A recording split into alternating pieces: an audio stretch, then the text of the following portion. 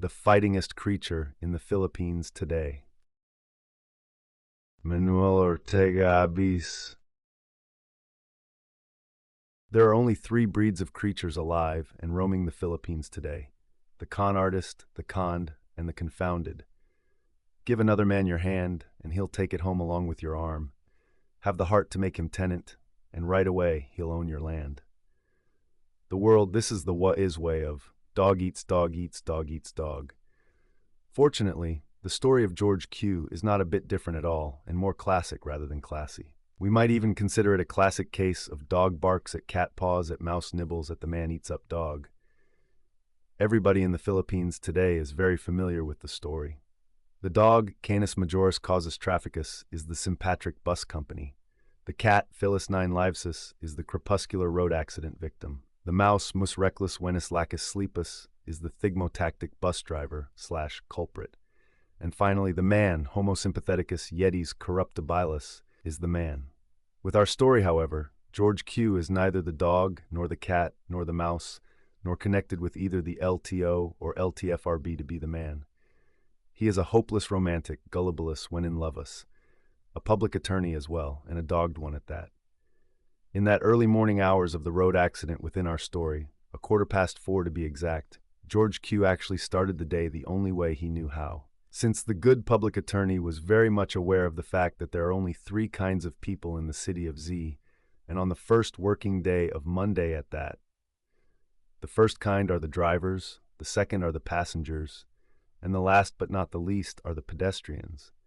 And since George Q qualified himself as the perfect specimen of a common passenger, whose place of work as correlated to one's place of residence is neither too far and too rewarding to warrant full purchase of a wheeled vehicle, nor too near and too miserable to require full exercise of one's perambulatory skills, he amazingly managed to make his way to the bus stop in Arayat, Cubao, with the EDSA highway still at that precarious stage of calm before the storm.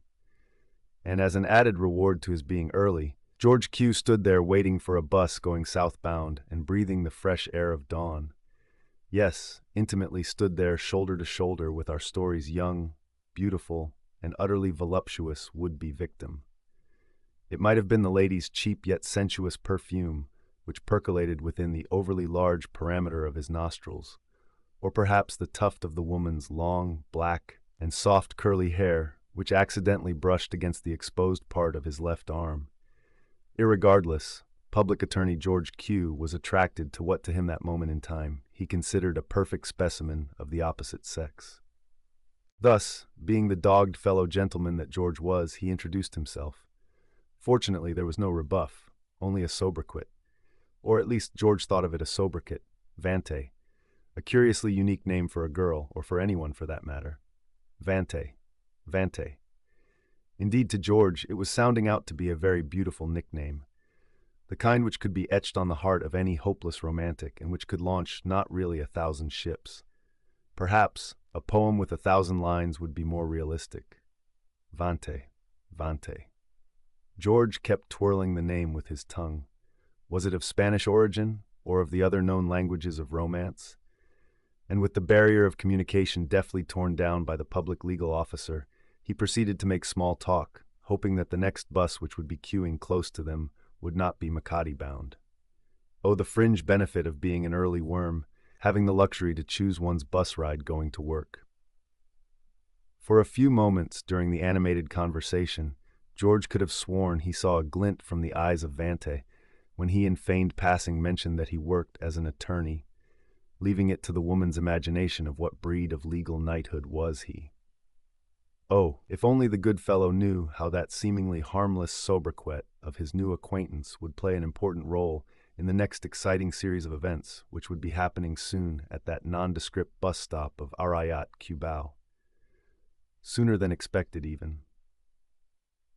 As all road accidents are ordinarily laid bare for most survivors to offer testimony to, the point of origin of that early dawn road mishap, which involved Vante and an allegedly overspeeding bus with a faulty brake system, was way, way outside and beyond what anybody standing so close to the erstwhile victim would have anticipated.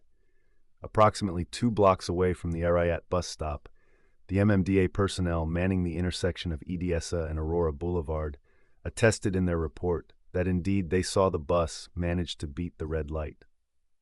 Indeed, it was unusually blaring on its custom foghorns, or more appropriately, smoghorns, as it approached the unfortunate couple waiting at the bus stop. And whether it was the scandalous blare or the long screech of brakes or the scream from the street barker who suddenly appeared behind George, nobody could really be sure. What was sure, however, was the fact that during that state of temporary shock, the poor lass, Vante, accidentally lunged herself directly at the path of the monster vehicle. And before George himself could react, his young, beautiful, and utterly voluptuous new acquaintance had been hit by the bus right smack on her left shoulder. Fortunately, the culprit vehicle made a full stop, at the nick of time, as they say, but not without its driver, Mang Dado, quickly opening the glass window at his side and popping out his worried head. Is she blind? Thank goodness that in this dog-eat-dog part of Cubao, the street barker was already up and about yelping, and hightailed in front of the bus with both paws scraping for the yet darkened sky. It was only the light from the nearby lamp post and the headlights of the bus which somehow illuminated the entire mishap. Although not far from the scene, some 24/7 stores close to the bus stop already shone bright with activity, while a bit more close to the happening, a handful of passengers from the well-lit bus were witnessing every bit of action with great attention. At first, George froze. He simply could not believe what he was seeing. When his senses finally returned, he followed the street barker in front of the bus, and, as if on cue, both immediately bent down to take a look underneath and prayed to be spared of any tragic, indelible image the accident had laid bare on the quietest moment of EDSA this early Monday morning. The public attorney could not see anything under the fender and front tires of the bus. But when he moved a bit closer and at an angle to the right side of the vehicle's bumper, their Vante appeared, sprawled in an awkward position on the concrete road, with nary a scratch it seemed, yet obviously dazed. Her whole body safely inches away from any part of the bus. "Vante!" George shouted to her. The young lady turned to George and slowly helped herself get up. As she did so, she stretched one of her legs. Oh, how fortunate the lass was wearing slacks. "Vante!" George shouted again, just to be sure that she heard and that she was aware of what was going on around her. Oh, but Mang Dado, whether it was the panic which sought to seize him, or whether it was the sight of the rambunctious crowd steadily growing and moving forward to his vehicle, or whether it was the pale face of George as the public attorney screamed the lady's name twice, indeed, whatever it was, but Mang Dado was sure he thought he heard "Abante," which meant advance or forward in the English language, and not Vante. This somehow triggered something in the old bus driver to react and prompted him to take on the wheel of the vehicle again and move it forward. As the monstrous vehicle menacingly hissed forward, both George and the street barker immediately noticed that the presently outstretched leg of poor Vante was directly on the anxious path of one of the vehicle's front tires. "Huag!" George and the street barker both frantically yelped to the confused driver. The boy conductor, now behind the old driver, frantically scowled at the beleaguered Mang Dado. A burly passenger who looked and was dressed like a man with some authority scolded the old man. Mang Dado hit the faulty brakes again, too late. The slow, scary sound of human flesh and bone being crushed on the concrete highway was just too much for George. He cried and hurled invectives at the bus as if the vehicle was an abomination which had scorched the life out of an already helpless lady in distress. As the bus felt the slight hump of going over the poor woman's limb, Vante's cry of pain drowned out the din of the crowd quickly wading in. As George Q and the street barker intently listened, the perfunctory tone of the voice of the surgeon who operated on the leg of Vante overshadowed the grim aftermath the lady had to live with after the accident. The doctor wanted 3 things to be duly taken into account by the 2 do-gooders. First, the leg of the victim was broken, but there was no need for amputation. Aside from other required remedies, Vante would need to wear a plaster cast around her fractured leg for a minimum of 9 months to a year. The best medical recommendation given was also the most costly. Fortunately, the bus company, represented by a certain Mr. Faralis, had already offered to pay all necessary hospitalization and medical recovery expenses. The second thing was a bit more serious than the physical damage. Vante also suffered brain damage, which manifested itself on the young woman as a case of amnesia. "For how long?" George asked the surgeon. The medical professional silently shook his head, mumbled something about the power of hope and prayers, then walked away to leave the good-hearted Samaritans ruminating beside the hospital bed of their beautiful and sleeping patient. The last thing, but certainly not the least, was during the mishap, some doggone scoundrel took Vante's shoulder bag, which presumably contained all available clues to her full identity.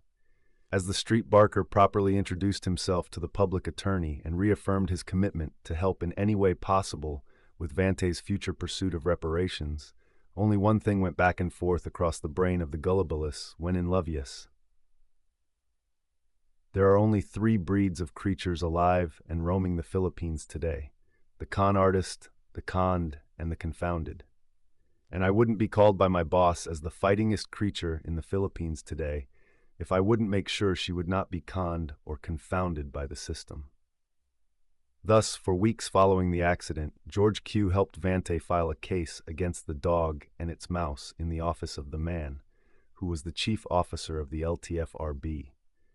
After the public attorney was assured by Vante that she could already manage going up and down stairs and even walking a block or two, George Q let the good woman accompany him to the man to attend to one of the initial hearings.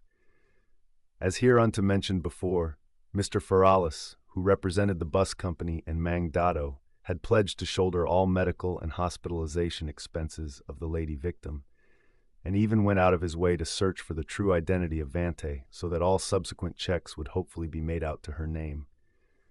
Plus, the good bus company offered, among other benefits, a hefty amount in cash, and if Vante so desired, employment as clerk to any of their franchises of the lady's choice.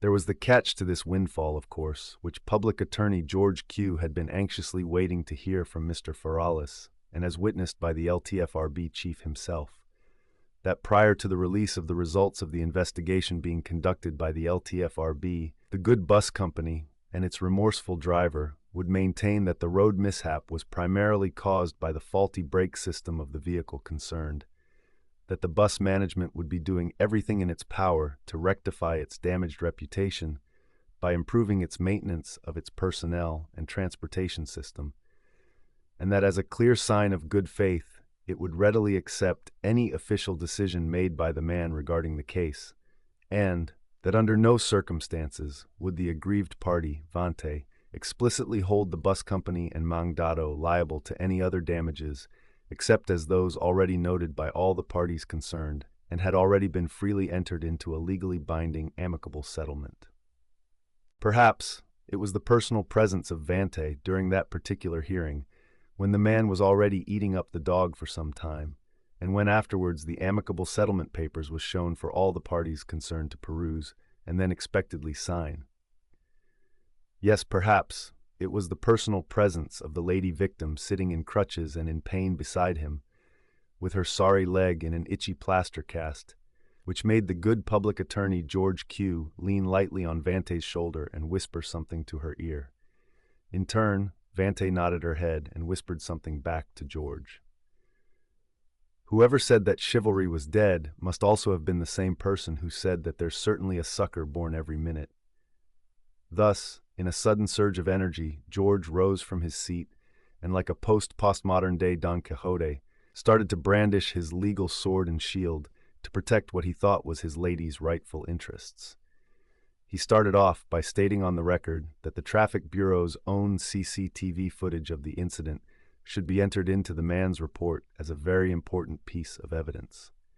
Since, along with his own testimony, George accused the driver, Mang Dato, of purposely moving the vehicle forward to finish off Vante. George Q delivered such a convincing argument in front of the man that the LTFRB immediately sought for the revocation of the license of the involved driver, the mouse, to drive and for the involved bus company to operate. As a direct reaction to the subsequent penalties, the dog will be meted with, its representative, Mr. Faralis, immediately shook the hand of Vante and whispered an amount, more than twice already offered, to the poor woman. Oh, victory came sweeter for the couple when, right there and then, the lady victim, the cat, grabbed her legal knight's strong arm and kissed him, the gullibilus when in love us, on his somewhat surprised lips. Another witness, the barker, rolled his eyes up and placed his hands together in prayerful fashion to signal his own gratitude to what had transpired. Everything was following according to plan, or so George thought. Outside the LTFRB building, the public attorney could not wait any longer and proposed marriage to the lady in crutches. From one of his pockets, good man George Q yielded a diamond ring, which in turn foreshadowed the same degree of glint he saw in Vante's eyes when they first met at the bus stop in Arayat, Cubao. The lady, of course, was shocked beyond belief and had to be thoroughly convinced by George that his love for her was as true as the old Bible itself. Vante legitimately protested that she had to get back her own memory first, that she had to know who she was, after all. How could a man marry a woman without a name? But the Don Quixote of Cubao was not to be defeated by such a windmill. After a while, Vante acceded to her legal knight's marriage proposal. After some well-placed sobs and embraces and sniffs and I love yous to each other, Vante asked George if he could buy her some of her prescribed medication. The poor woman was already given a hefty amount of cash by Mr. Ferralis as partial payment. The bride-to-be pointed to George a drugstore merely a block away from where they stood. Post-haste, the groom-to-be obeyed. George Q gleefully entered the drugstore and waited in front of the busy counter to buy Vante's medicine. After a few seconds, as love-stricken Reveri took his eyes away from his business at hand and nonchalantly wandered on to the glassy door of the store, George heard a taxicab suddenly screech its brakes to a full stop in front of the Batika. A bus was barring the cab from moving further. George clearly saw the taxi driver send the horns of the taxi a-blaring and also flail his hands to signal such warranted annoyance. The scene did not at all surprise the public attorney. What really jolted the gullibilus when in love us out of his own sense of confoundment was when he saw with his own eyes from the untinted window of the cab the two well-huddled lovebirds sitting inside the passenger's seat. It was the barker kissing away at the sensuous lips of what looked to be the fightingest creature in the Philippines today, which has perfected the art and science, literally, of throwing him under the bus.